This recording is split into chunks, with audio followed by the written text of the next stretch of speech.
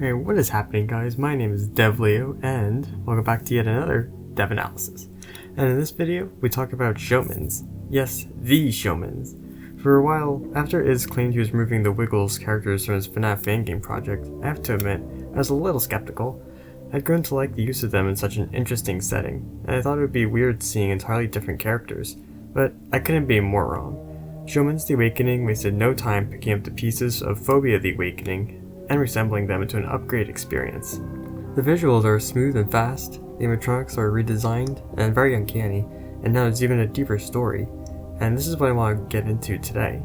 Another addition to this game that Phobia mostly didn't have are multiple cutscenes, each one fleshing out the lore surrounding the storage warehouse, and the store is darker than what meets the eye. So this is my analysis of Mark and his motivation to go to a place like Showman's.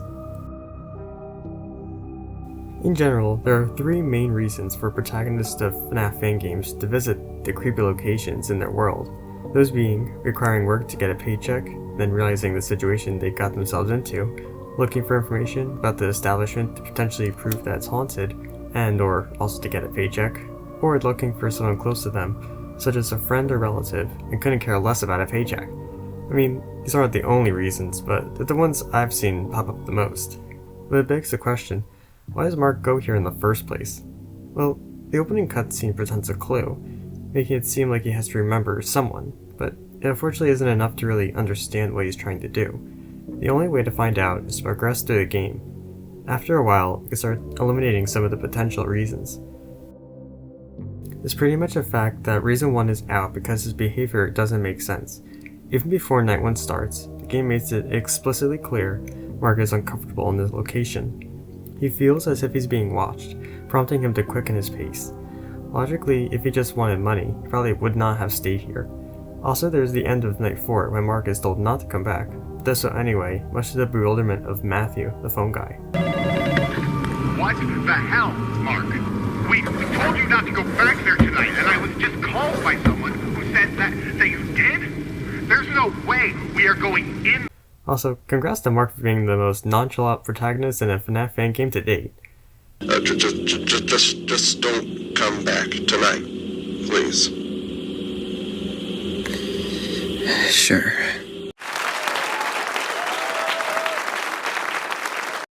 But in all seriousness, Mark is out to complete a mission. It leads to number 2, looking for information in the warehouse. This one actually seems a lot more plausible because it lines up with some of Mark's actions.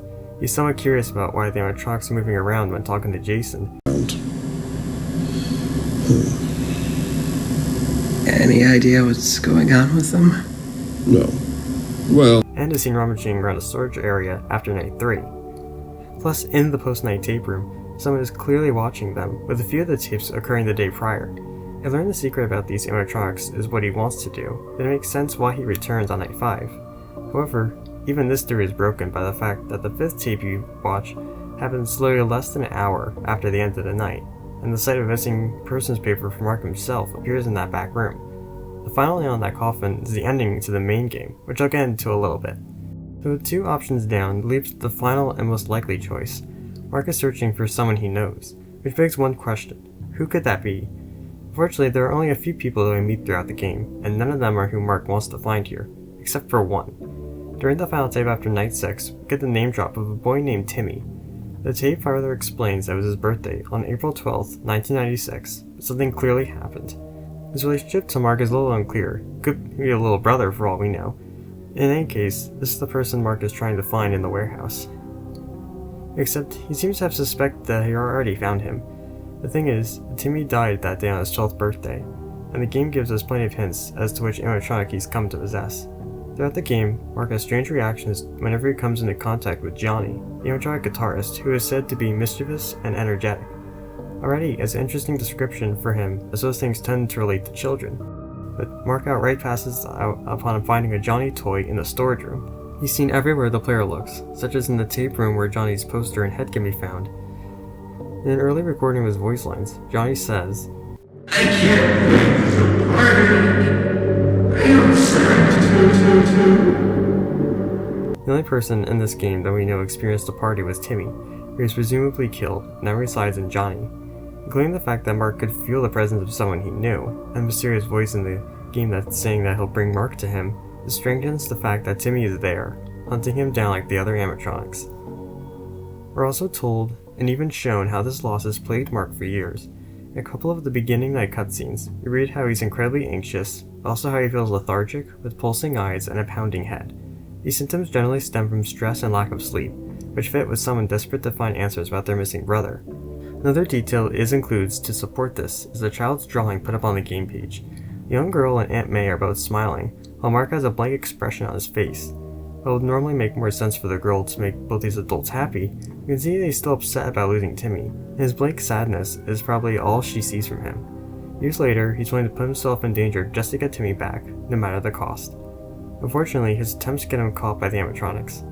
After they tie him to a chair, Showman himself enters the room, forcing him to put on the same mask that he's been using the entire week.